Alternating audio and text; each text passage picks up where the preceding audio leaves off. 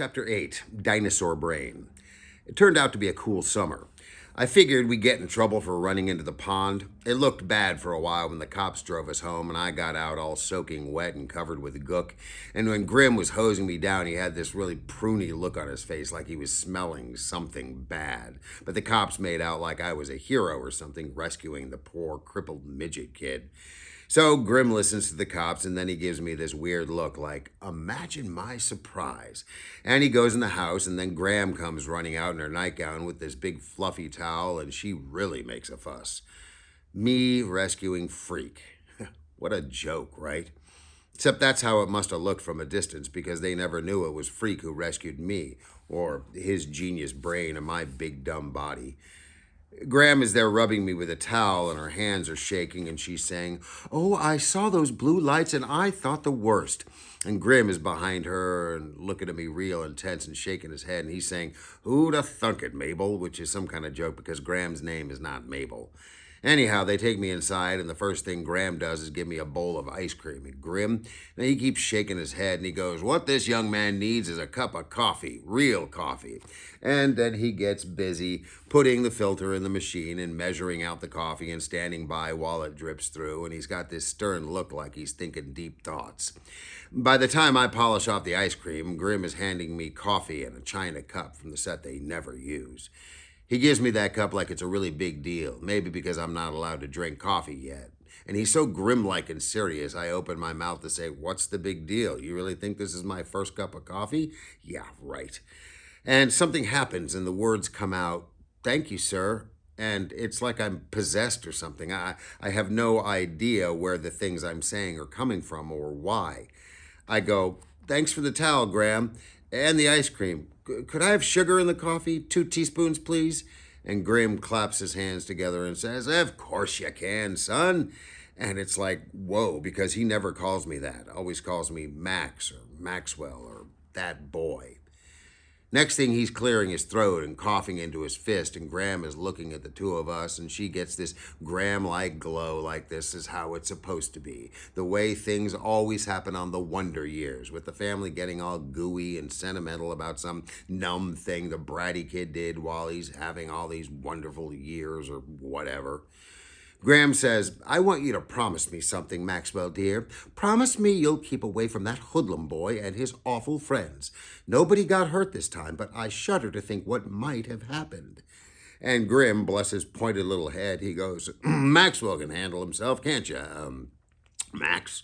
Right, Max, not son, which is okay by me. "I can run," I say to Graham. "I see Tony D, that's what I'll do." "Good boy," Graham says. "I thought because you're so much bigger than he is, well, you just do that, dear. You run away." "He's not running away," Grim says, real impatient. "He's taking evasive action, avoiding a confrontation. That's a very different thing, right, Max?" I nod and drink my coffee without slurping, and I decide it's better not to mention that Tony D carries a knife and he's probably got guns, too, because then Graham would only worry, and she's such a clunker when she's worried. Like I said, it turns out to be a pretty cool summer. Usually what I do is I just hang around and look at my comic books and watch the tube, or I go shopping with Graham if she really makes a fuss. I hate the beach because the beach is stupid. The cool crowd looking sleek and tanned, and aren't we gorgeous? And because if you saw me lying on a blanket, you'd say, "Hey, why is that albino walrus wearing sunglasses?" So mostly I just vegetate in the basement and I pick my navel, to quote Grim, Mr. Bellybutton Lint himself. Freak changes all that. Each and every morning, the little dude humps himself over and he bangs on the bulkhead. Wonka, wonka, wonka. He may be small, but he sure is noisy. "Get out of bed, you lazy beast. There are fair maidens to rescue, dragons to slay," which is what he always says every single morning. Exactly the same thing, until it's like he's this alarm clock, and as soon as I hear the wonka, wonka, wonka of him beating the bulkhead, I know what's coming next. Fair maidens and dragons and Freak with that wake-up-the-world grin of his going, "Hurry up with the cereal. How can you eat that much? You big ox, come on, let's do something." He's so full of ever-ready energy, you can practically hear his brain humming, and he never can sit still. Ants in the pants, I say one morning when he's ready to yank the cereal bowl off the table. He's in such a hurry to do something. And he goes, "What?" And I go, "You must have ants in your pants." And then he gets this funny look and he goes, "That's what the fair Gwen always says. Did she tell you to say that?" And I shake my head and finish the cereal real slow. And Freak goes, "For your information, there are 2,247 known subspecies of ants, and none of them are in my pants," which cracks me up. "I propose a quest," he says.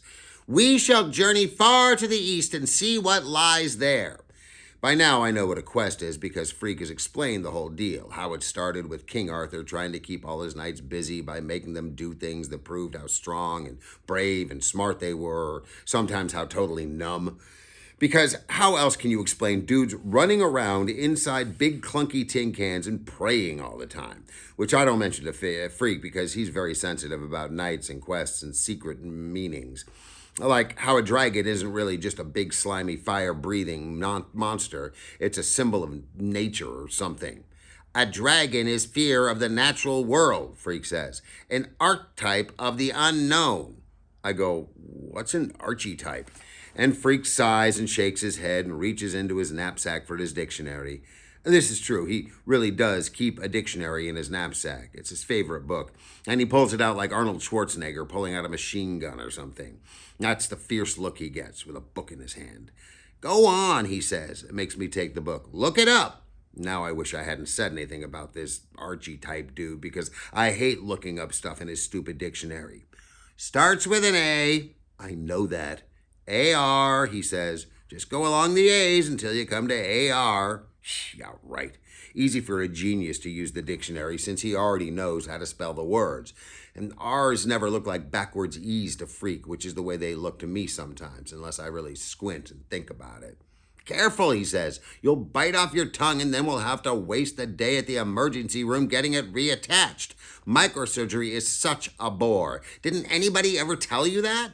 "Huh?" I say, but I do close my mouth so my tongue doesn't stick out.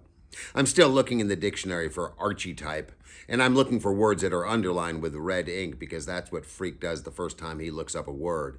He makes a line under it, and you'd be amazed how many are underlined. There are whole pages like that where he's looked up every single word. Finally, he spells out all the letters for me, and I find this stupid word. "There's nothing about dragons here," I say, squinting hard at the stuff under the word. "It just says pattern. So what is it, a sewing type of thing?"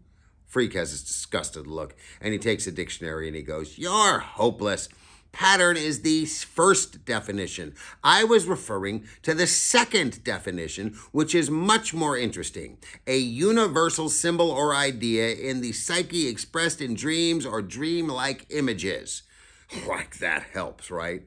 I'm getting bored of the dictionary, so I pretend to understand, and Freak finally gives up and shakes his head and goes, "I don't know why I bother. Dinosaurs had brains the size of peanuts, and they ruled the earth for 100 million years."